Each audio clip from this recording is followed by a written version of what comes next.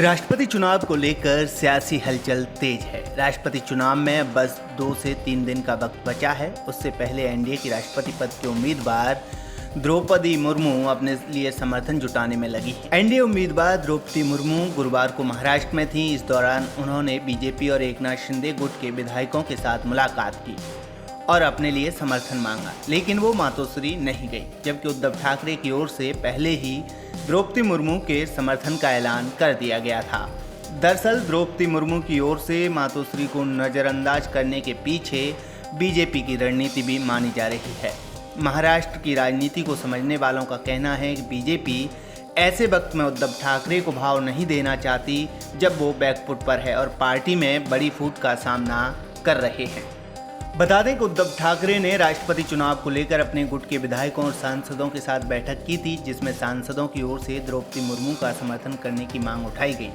बैठक के एक दिन बाद उद्धव ठाकरे ने द्रौपदी मुर्मू के समर्थन का ऐलान कर दिया, जिसके बाद कयास लगाए जाने लगे कि अब उद्धव की बीजेपी से दूरियां कुछ हद तक कम हो जाएंगी, लेकिन ऐसा होता दिखाई नहीं दे रहा है। फिलहाल सारे कयास गलत साबित हो रहे हैं। बीजेपी के रणनीतिकारों की राय है कि उद्धव ठाकरे ने द्रौपदी मुर्मू को समर्थन अपनी पार्टी के आंतरिक दबाव में दिया है। उनका ये समर्थन बीजेपी के साथ अच्छे रिश्तों की पहल नहीं है। ऐसे में बीजेपी पहले से अपनी ओर से बात करके खुद को कमजोर नहीं करना चाहती है। इसके अलावा वो ठाकरे फैमिली से रिश्तों को सहज करने की जल्दबाजी में भी नहीं दिखाई दे रही है। वो उन्हें ये एहसास कराना चाहती है कि 2019 में उसका साथ छोड़कर महाविकास अघाड़ी का गठन करना एक गलती थी। यही वजह है कि पहले बीजेपी ने एकनाथ शिंदे को तोड़कर ताव दिखाया और अब मुर्मू को उद्धव ठाकरे के घर न भेज भाव भी दिखा दिए। हालांकि बीजेपी ने द्रौपदी मुर्मू के मातोश्री नहीं जाने के पीछे वक्त और टाइट शेड्यूल का हवाला दिया है। बीजेपी ने द्रौपदी मुर्मू के उद्धव से बिना मिले लौटने पर कहा उनका शेड्यूल एकदम टाइट था, उनकी सभी बैठकों की पहले से योजना बन चुकी थी। ऐसे में उनके लिए आखिरी वक्त में प्लान को बदलना मुश्किल था। भाजपा की रणनीति फिलहाल उद्धव ठाकरे से संवाद करने की बजाय एकनाथ शिंदे के जरिए उन पर अटैक करने की है।